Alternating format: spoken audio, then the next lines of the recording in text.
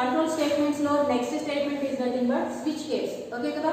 So already మన control statements అనగానే if else next else if ladder గురించి చెప్పుకున్నాం. ఇక last final one control statements లో స్విచ్ కేస్ ఉంది. ఓకేగా. సో ఇంటికి స్విచ్ కేస్ అంటే ఏంటి అంటే సేమ్ ఎల్స్ ఇఫ్ లాడర్ మనం దేనికోసం అయితే యూజ్ చేస్తున్నామో మల్టిపుల్ కండిషన్స్ ని ఎల్స్ ఇఫ్ లాడర్ దేనికోసం యూజ్ చేస్తున్నాం మల్టిపుల్ కండిషన్స్ ని మనం మెన్షన్ చేయాలి అని అనుకుంటే కనుక అప్పుడు ఎల్స్ ఇఫ్ లాడర్ వాడతాం. Same else if ladder A purpose కోసం అయితే మనం డిఫైన్ చేస్తున్నామో స్విచ్ కేస్ కూడా సేమ్ పర్పస్ కోసమే డిఫైన్ చేస్తాం. ఓకే. మరి else if ladder multiple conditions కి డిఫైన్ చేసేటప్పుడు స్విచ్ కేస్ కూడా మల్టిపుల్ కండిషన్స్ అయినప్పుడు రెండింటికి డిఫరెన్స్ ఏంటి అంటే ఇప్పుడు ఎల్స్ ఇఫ్ లాడర్ లో మనం లైన్ గా ఫస్ట్ ఇఫ్ అని చెప్పి కండిషన్ 1 అని మెన్షన్ చేస్తాం. ఓకే. నెక్స్ట్ ఏం చేస్తాం ఇందులో ఏం చేస్తాం దానికి సంబంధించిన స్టేట్మెంట్స్ అన్ని రాస్తాం. నెక్స్ట్ క్లోజ్ చేస్తాం. ఇన్ కేస్ ఇంకో కండిషన్ మెన్షన్ చేయాలంటే మీరు ఏం చేస్తారు ఎల్స్ ఇఫ్ అని చెప్పి నెక్స్ట్ ఇంకో కండిషన్ మెన్షన్ చేస్తారు. ఓకే. దానికి సంబంధించిన స్టేట్మెంట్స్ అన్ని నెక్స్ట్ మెన్షన్ చేస్తాం. నెక్స్ట్ ఇంకో కండిషన్ కావాలి అనుకుంటే నెక్స్ట్ మళ్ళా ఎల్స్ ఇఫ్ అని చెప్పి నెక్స్ట్ కండిషన్ మెన్షన్ చేస్తారు. దానికి సంబంధించిన స్టేట్మెంట్స్ అన్ని మెన్షన్ చేస్తాం. ఇలా అప్పుడు ఎన్ని కండిషన్స్ కావాలనుకుంటే అన్ని కండిషన్స్ ని ఎల్స్ ఇఫ్ అంటూ మీరు ఎన్ని కండిషన్స్ మెన్షన్ చేయాలనుకున్నా అన్ని కండిషన్స్ ని చెప్పేసిన తర్వాత లాస్ట్ లో డిఫాల్ట్ గా ఒక ఎల్స్ కండిషన్ మెన్షన్ చేస్తాం. ఏ కండిషన్స్ ని కూడా మనం ఇచ్చిన ఇన్పుట్ అనేది మ్యాచ్ కాకపోతే ఫైనల్ గా ఈ ఎల్స్ బ్లాక్ అనేది ఎగ్జిక్యూట్ అవుతుందని నేర్చుకున్నాం. ఓకే. బట్ మనం ఇచ్చే కండిషన్స్ అనేది నెంబర్ ఆఫ్ కండిషన్స్ ఒక 10 కండిషన్స్ 5 కండిషన్స్ అయితే ఇంప్లిమెంట్ చేయడం ఎల్స్ ఇఫ్ లాడర్ అనేది ఇంప్లిమెంట్ చేయడం ఓకే. బట్ అదే కండిషన్స్ ఒక 100 కండిషన్స్ లేదా 500 కండిషన్స్ అయ్యాయనుకోండి అలా కండిషన్స్ నెంబర్ ఆఫ్ కండిషన్స్ అయినప్పుడు ఇంప్లిమెంటేషన్ అనేది ఎల్స్ ఇఫ్ లాడర్ లో మనకి టఫ్ గా ఉంటుంది. ఓకే. కాంప్లికేటెడ్ గా ఉంటుంది అన్నమాట. సో అలా కాంప్లికేటెడ్ అవ్వకుండా మనం నెక్స్ట్ యూజ్ చేసే కాన్సెప్ట్ ఏంటంటే స్విచ్ కేస్ స్టేట్మెంట్. ఓకే కదా. సో ఎల్స్ ఇఫ్ లాడర్ లో మనం మల్టిపుల్ కండిషన్స్ పెరిగే కొద్దీ ఎలా అయితే కాంప్లికేటెడ్ అవుతుందో కాంప్లికేటెడ్ అవ్వడం ఒకటే కాదు in case multiple conditions increase అయ్యే కొద్దీ మనకి ప్రాసెస్ ఎగ్జిక్యూషన్ అనేది కూడా స్లో అవుతుంది. అండ్ ఇంకొక విషయం ఏంటి అంటే ఆ ఇంప్లిమెంటేషన్ అనేది కూడా మనకి when compared to else if ladder switch కేసులో మనకి ఈజీ టు అండర్స్టాండింగ్ గా ఉంటుంది. ఓకే. దానికోసమని మనం స్విచ్ కేస్ యూజ్ చేస్తాం. స్విచ్ కేస్ యూజ్ చేసినప్పుడు మీకు ఎగ్జిక్యూషన్ అనేది ఫాస్ట్ గా జరుగుతుంది. And at the same time any number of multiple conditions మీరు ఇంప్లిమెంట్ చేయాలి అన్నా సరే స్విచ్ కేసులో దాన్ని compare to else if ladder switch కేసులో ఈజీగా ఉంటుంది. సో దానికోసమని మనం ఏం చేస్తామంటే స్విచ్ కేస్ స్టేట్మెంట్ ని యూజ్ చేస్తాం. ఓవరాల్ గా స్విచ్ కేస్ పర్పస్ ఏంటంటే ఏదైతే మీరు else if ladder multiple conditions కోసం యూజ్ చేస్తున్నామో సేమ్ పర్పస్ కోసం యూజ్ చేసేది స్విచ్ కేస్ స్టేట్మెంట్ కూడా. ఓకే. సో దీనికోసం ఏం చేస్తామంటే సింటాక్స్ చూడండి స్విచ్ కేస్ ని. ఇక సింటాక్స్ అంటే నేను ఏం చెప్పాను మనం ప్రోగ్రామ్ రాసేటప్పుడు ఆ ప్రోగ్రామ్ ఏ విధంగా రాయాలి అనేదానికి కొన్ని రూల్స్ ఉంటాయి. ఆ రూల్స్ ని చెప్పేదాన్ని ఏమని పిలుస్తాము అంటే సింటాక్స్ అని పిలుస్తాం. ఓకే. సో ఈ రూల్స్ లో ఫస్ట్ ఏం చేయాలంటే మనం స్విచ్ కేస్ ని ఇంప్లిమెంట్ చేయాలి అంటే స్విచ్ అనే కీవర్డ్ వాడాలి. SWITCH. ఓకే. వన్స్ మీరు స్విచ్ అనే కీవర్డ్ వాడిన తర్వాత ఈ స్విచ్ లో మనం ఏం చేస్తాము అంటే ఎక్స్ప్రెషన్ ని డిఫైన్ చేస్తాము. ఈ ఎక్స్ప్రెషన్ అనేది యాక్చువల్ గా మనకి కండిషన్ అనేది ఏదో ట్రూ ఆర్ ఫాల్స్ అని రిటర్న్ చేస్తుంది. బట్ ఎక్స్ప్రెషన్ అనేది మనకి ట్రూ ఆర్ ఫాల్స్ అని రిటర్న్ చేయదు. ఈ based on the expression maybe expression అనేది కాన్స్టెంట్ వాల్యూ అయి ఉండొచ్చు వేరియబుల్ అయి ఉండొచ్చు. ఓకే. సో ఈ ఎక్స్ప్రెషన్ అనేది మనకి ఒక వేరియబుల్ వాల్యూ అయినా ఉండొచ్చు కాన్స్టెంట్ వాల్యూ అయినా అయి ఉండొచ్చు. బేస్డ్ ఆన్ ది ఎక్స్ప్రెషన్ మనం ఇచ్చే ఇన్పుట్ ఏదైతే ఇస్తున్నామో దాని ప్రకారం దానికి సంబంధించిన కేసెస్ అనేవి ఎగ్జిక్యూట్ అవుతాయి అన్నమాట. ఓకే. అంటే ఈ ఎక్స్ప్రెషన్ బేస్ చేసుకుని మనకి రిజల్ట్ అనేది ఎగ్జిక్యూట్ అవుతుంది అని అర్థం. ఓకే కదా. సో ఇంటికి ఎలా ఉంటుందో చూద్దాం. సో స్విచ్ కేస్ ని డిఫైన్ చేయాలంటే స్విచ్ అనే కీవర్డ్ వాడతారు. నెక్స్ట్ ఇలా పారాంథసిస్ బ్రాకెట్స్ ఓపెన్ బ్రాకెట్స్ లో ఎక్స్ప్రెషన్ రాస్తారు. నెక్స్ట్ ఎప్పుడైతే మీరు ఇఫ్ కండిషన్ రాసినప్పుడు బ్రేసెస్ ఓపెన్ చేస్తారో అలానే స్విచ్ కేస్ కూడా మీరు రాసినప్పుడు ఏం చేయాలి అంటే బ్రేసెస్ ఓపెన్ చేయాలి. ఓకే. ఇక స్విచ్ లో ఏముంటాయి అంటే కేసెస్ ఉంటాయి. సో కేస్ ఏం రాయాలి కేస్ అనే కీవర్డ్ వాడాలి CASE. ఓకే. కేస్ అనే కీవర్డ్ వాడిన తర్వాత ఇక్కడ దానికి సంబంధించిన వాల్యూ ఉంటుంది వాల్యూ 1. ఓకే. ఎప్పుడైతే మీరు వాల్యూ 1 డిఫైన్ చేశారో నెక్స్ట్ మనకు ఉండేది ఏంటంటే ఇలా కాలమ్ మార్క్ ఉంటుంది. కాలమ్ సెమీ కాలమ్ పెట్టకూడదు కేసెస్ దగ్గర కాలమ్ మార్క్ పెట్టాలి. ఓకే. వన్స్ మీరు కేస్ కీవర్డ్ వాడతారు దాని తర్వాత స్పేస్ ఇవ్వాలి. స్పేస్ ఇచ్చిన తర్వాత వాల్యూ ఇస్తారు. వాల్యూ ఇచ్చిన తర్వాత నెక్స్ట్ మనం చేసే ప్రాసెస్ ఏంటంటే కాలమ్ మార్క్ పెట్టాలి. ఇది సింటాక్స్. ఇలా కేసు రాసిన తర్వాత నెక్స్ట్ ఇందులో దీనికి సంబంధించిన స్టేట్మెంట్స్ అన్ని రాస్తారు. స్టేట్మెంట్ 1 అనుకుందాం. స్టేట్మెంట్ 1. సో కేస్ 1 కి సంబంధించిన స్టేట్మెంట్స్ అన్ని రాస్తారు. వన్స్ స్టేట్మెంట్స్ కంప్లీట్ అయిపోయి అంటే నెక్స్ట్ మీకు రాసేది ఏంటి అంటే బ్రేక్ కీవర్డ్స్ వాడాలి. ఓకే, నెక్స్ట్ ఇంకో కేసు రాయాలనుకున్నాం అనుకోండి, సేమ్ నెక్స్ట్ ఇంకో కేసు వాడతారు. Next value 2. నెక్స్ట్ కేస్ 2 కి సంబంధించిన స్టేట్మెంట్స్ ఉన్నాయి. So statements 2. నెక్స్ట్ మళ్ళా break. Next same case 1 2 3. Case 3. Next ఆ కేసుకి సంబంధించిన వాల్యూ. నెక్స్ట్ దానికి సంబంధించిన స్టేట్మెంట్స్. Next break. ఇలా అప్పుడు మీరు ఎన్ని కేసెస్ కావాలనుకుంటే అన్ని కేసెస్ని డిఫైన్ చేస్తారు. సో లాస్ట్లో case n, value n, statements n అనుకుందాం. కేసు n కి సంబంధించిన statements n, break. Okay, next ఫైనల్గా మనకు ఉండే స్టేట్మెంట్ ఏంటంటే డిఫాల్ట్ స్టేట్మెంట్ ఉంటుంది. Default DEFAULT. ఈ డిఫాల్ట్లో దానికి సంబంధించిన స్టేట్మెంట్స్ ఉంటాయి. ఇక్కడ బ్రేక్ వాడాల్సిన అవసరం లేదు. ఓపెన్ చేసిన స్విచ్ కేసుని కాస్త నేను క్లోజ్ చేస్తాను. ఇప్పుడు ఇది ఏంటో చూద్దాం.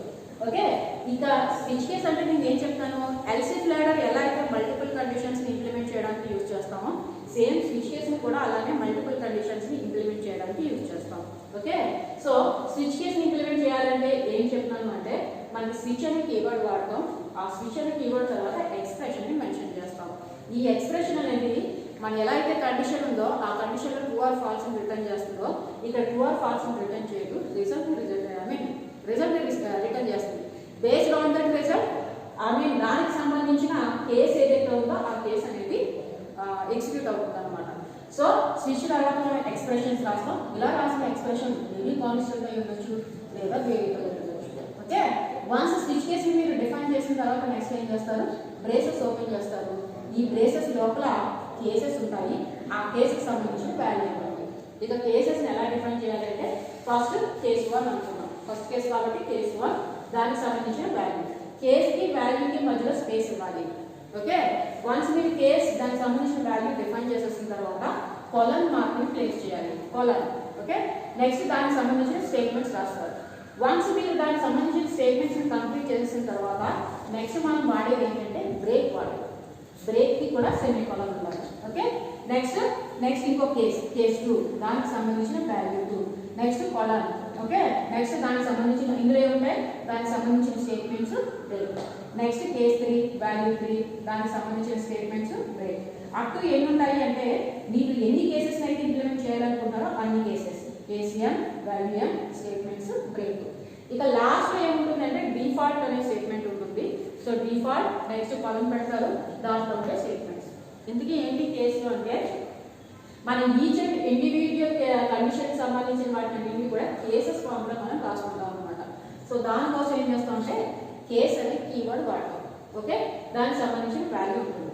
ఇక్కడ స్టేట్మెంట్స్ అన్నది చూడండి, ఈ కేసుకి సంబంధించిన స్టేట్మెంట్స్ అంటే ప్రింటర్ స్టేట్మెంట్స్ కానీ ఏదైనా రీడ్ చేయాలనుకుంటే ఆ స్టేట్మెంట్స్ కానీ మొత్తం అన్నీ కూడా ఇక్కడ రాస్తాం.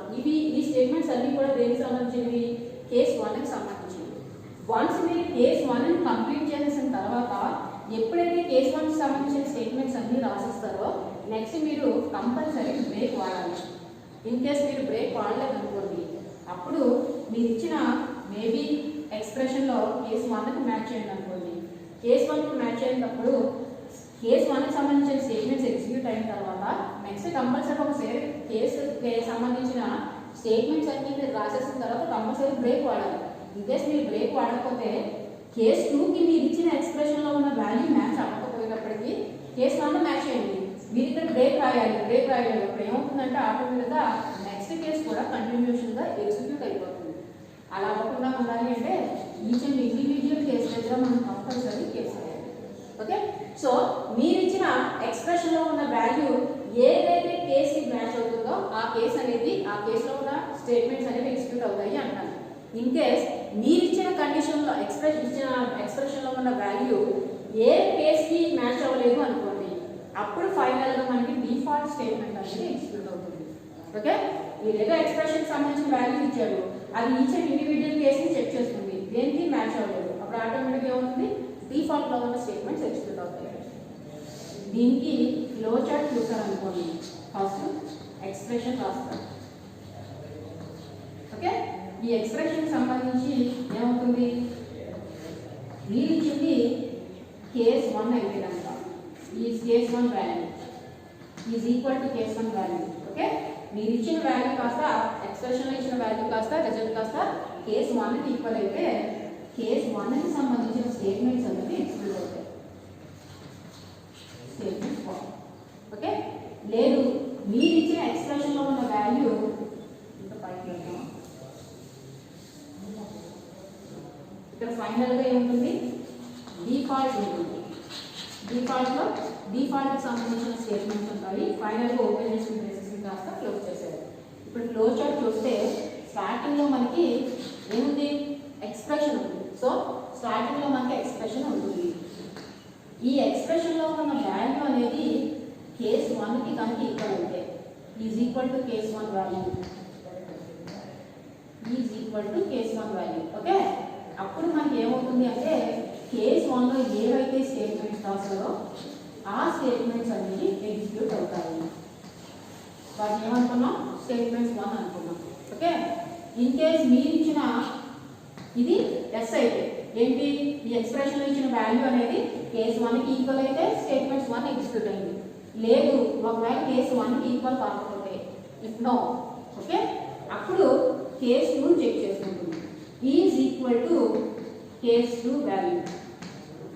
ఇన్ కేస్ మనం ఇచ్చింది కేస్ 2కి ఈక్వల్ అయితే అప్పుడు ఈక్వల్ అయితే ఎస్, ఎస్ అయితే ఏమి ఎగ్జిక్యూట్ అవుతాయి, కేస్ 2లో ఉన్న స్టేట్మెంట్స్ ఎగ్జిక్యూట్ అవుతాయి. సో ఇటువంటి కేస్ 2లో ఉన్న స్టేట్మెంట్స్.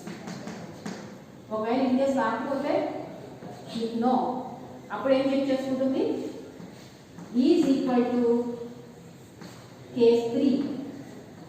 కేస్ 3కి ఈక్వల్ అవునా కాదా చెక్ చేసుకుంటుంది. ఒకవేళ ఎస్ అయితే కేస్ 3కి సంబంధించిన స్టేట్మెంట్స్ ఎగ్జిక్యూట్ అవుతాయి. ఒకవేళ నో అయితే నెక్స్ట్ ఏ కేసు ఉందో అంటే నెక్స్ట్ 4th కేసు ఏదైతే ఉందో దాన్ని ఎగ్జిక్యూట్ కంపేర్ చేస్తుంది.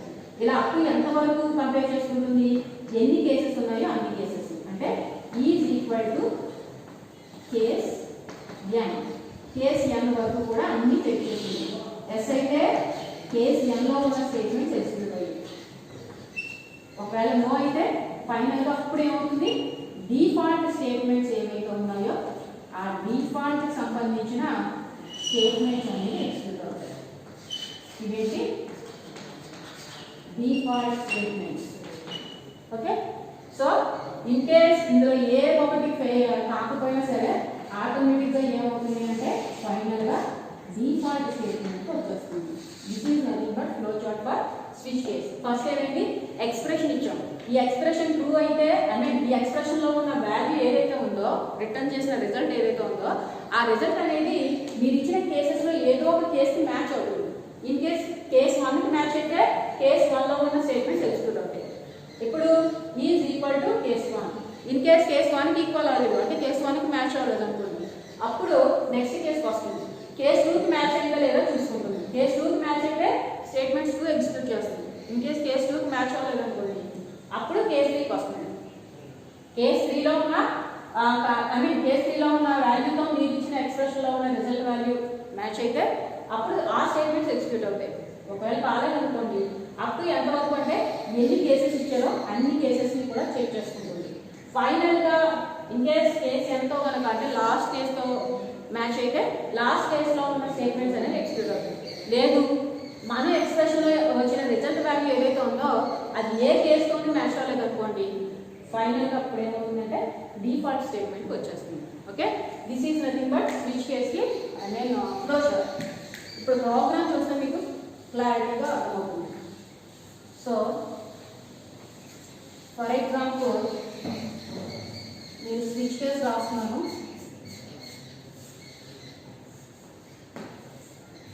దీనికోసం ఏం చేద్దామంటే ఫస్ట్ స్విచ్ రాస్తాను. స్విచ్ అని చెప్పి ఇక్కడ ఏం చేద్దామంటే ఒక వేరియబుల్ తీసుకుంటున్నాను, సిహెచ్ అనే variable. CH dash into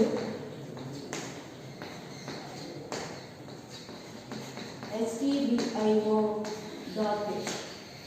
okay, next ఏం చేస్తానంటే మెయిన్ మెథడ్ రాస్తాను. ఇక్కడ నేను ఒక ఇంటిజర్ వేరియబుల్ తీసుకుంటాను. ఇంటిజర్ వేరియబుల్కి ఏం పేరు ఇచ్చుకుందాం? సపోజ్ వేర్ అని ఇచ్చాను. ఓకే, వేర్ అనే వేరియబుల్ తీసుకున్నాను, అదే డేటా టైప్ ఇంటిజర్. ఇప్పుడు నేను దాన్నే తెలుస్తున్నాను, switch of wear. Okay, so ఇప్పుడు మనం రీడ్ చేయాలి కదా కీబోర్డ్ నుంచి. సో దానికోసం ఫస్ట్ ఏం చేద్దాం? Print enter value. సో వాల్యూని ఎంటర్ చేయమని అన్నాం. ఇలా ఎప్పుడైతే ఎంటర్ వాల్యూ అన్నామో నెక్స్ట్ వాల్యూ ఇస్తాం కాబట్టి ఆ ఇచ్చిన వాల్యూ కాస్త రీడ్ చేయడానికి స్కాన్ఎఫ్ వాడాలి. మనం ఇచ్చింది data type integer data type కాబట్టి ఏ ఫార్మాట్ స్పెసిఫైడ్ వాడాలి? %d వాడాలి. So %d comma address of ఆ వాల్యూ కాస్త ఎందులో తీసుకోవాలి? var అనే వేరియబుల్లో తీసుకోవాలి. ఇక్కడ వరకు ఓకేగా? ఇప్పుడు నేను చూడండి స్విచ్ కేస్ రాస్తాను. Switch of wear. ఓకే, ఇప్పుడు నేను ఏం చేస్తున్నాను అంటే కేస్ రాస్తాను కీవర్డ్. నేను తీసుకున్న డేటా టైప్ కాస్త ఏంటి? ఇంటిజర్ డేటా టైప్ కాబట్టి కేస్ 1 అన్నాను. ఇన్ కేస్ నేను ఇచ్చిన వాల్యూ కేస్ 1తో మ్యాచ్ అయితే కనుక నేను ఏం ప్రింట్ చేస్తున్నాను అంటే ప్రింట్ సండే అని ప్రింట్ చేస్తాను. ఓకే, బ్రేక్ చేస్తున్నాను. కేసులో స్టేట్మెంట్స్ తర్వాత బ్రేక్ ఇవ్వడం, సో బ్రేక్ చేస్తాను. నెక్స్ట్ కేస్ 2 తీసుకుంటాను. కేస్ 2 అంటే మీనింగ్ ఏంటన్నమాట? కేస్ అనేది కీవర్డ్, నేను ఇచ్చిన వాల్యూ అనేది 2కి ఈక్వల్ అయితే అప్పుడు నేనేం ప్రింట్ చేయాలనుకుంటాను అంటే print Monday. Next break keyword. Next case 3, నేను ఇచ్చిన వాల్యూ 3కి ఈక్వల్ అయితే నేనేం ప్రింట్ చేస్తున్నానంటే print Tuesday. Next break keyword వాడు. నెక్స్ట్ నేను ఇచ్చిన వాల్యూ 4 అయితే print Sunday Monday Tuesday Wednesday. Next break keyword. లేదు, నేను ఇచ్చిన వాల్యూ అనేది 5కి ఈక్వల్ అయితే కేస్ 5. ఇప్పుడు నేను ఏం ప్రింట్ చేస్తున్నాను? ప్రింట్ వెన్స్డే అయిపోయిందిగా. Next Thursday.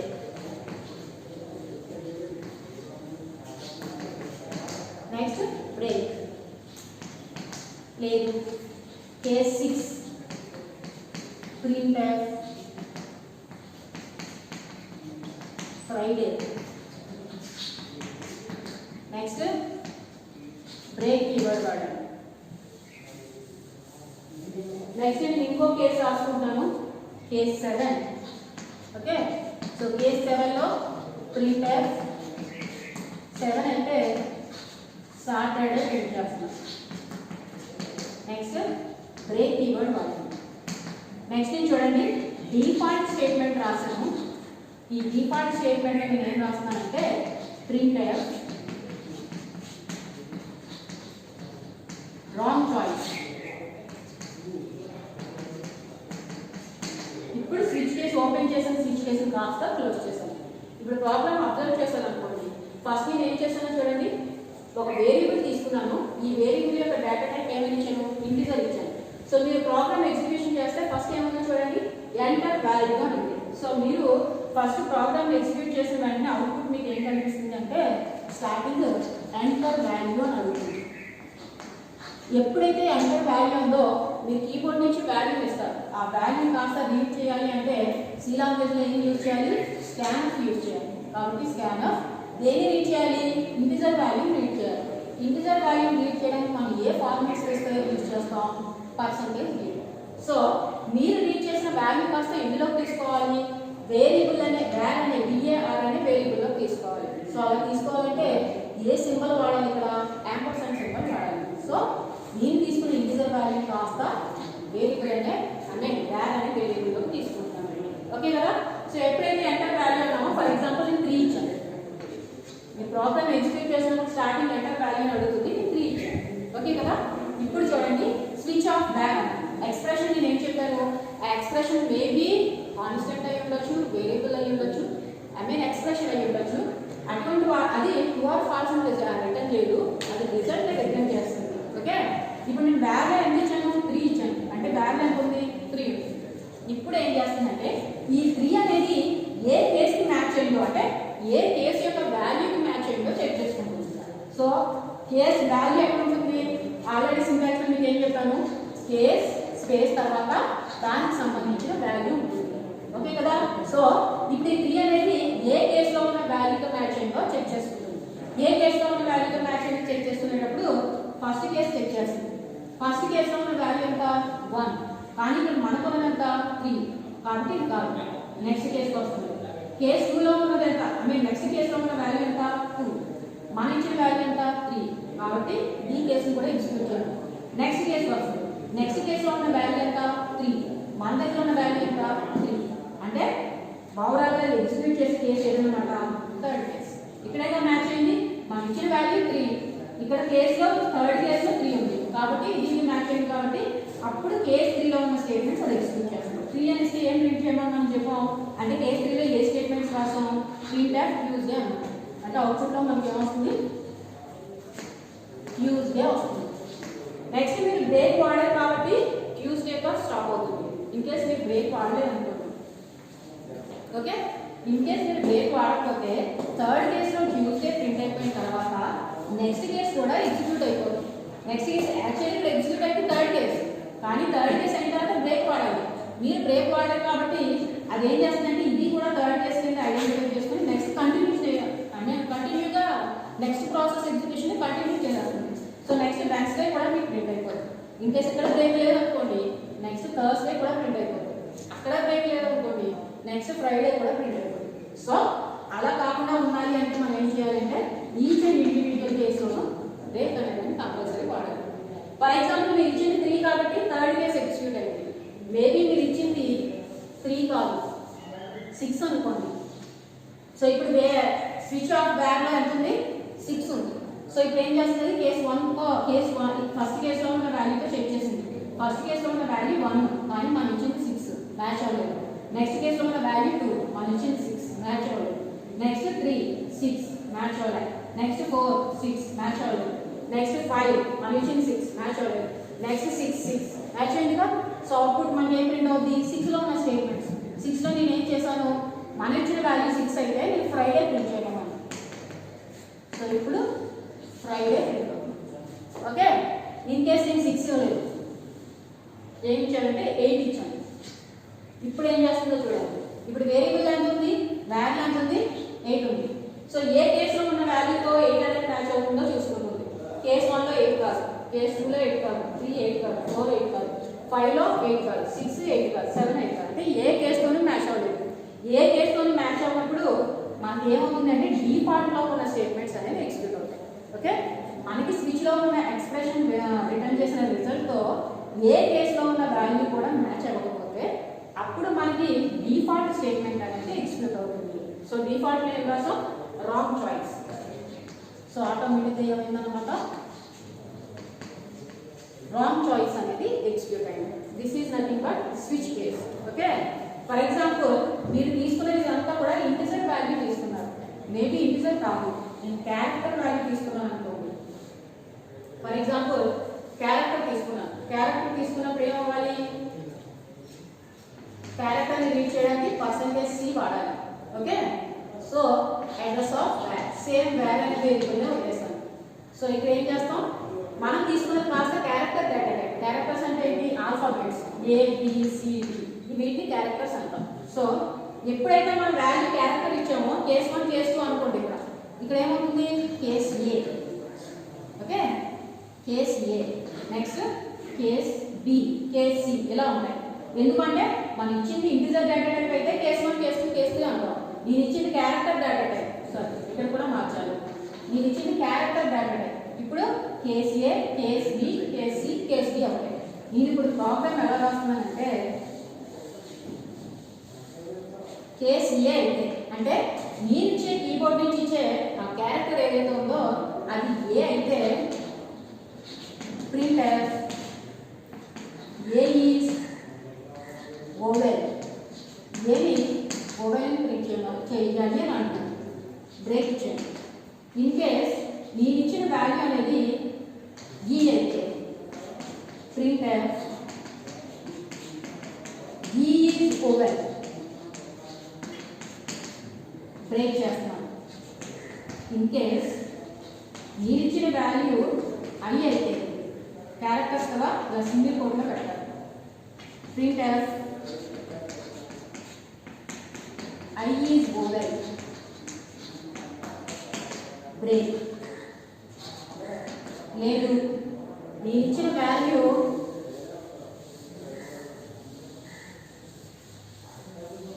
ఏఈ ఐ అయిపోయాయి కదా, ఓ అయితే కేస్ ఓ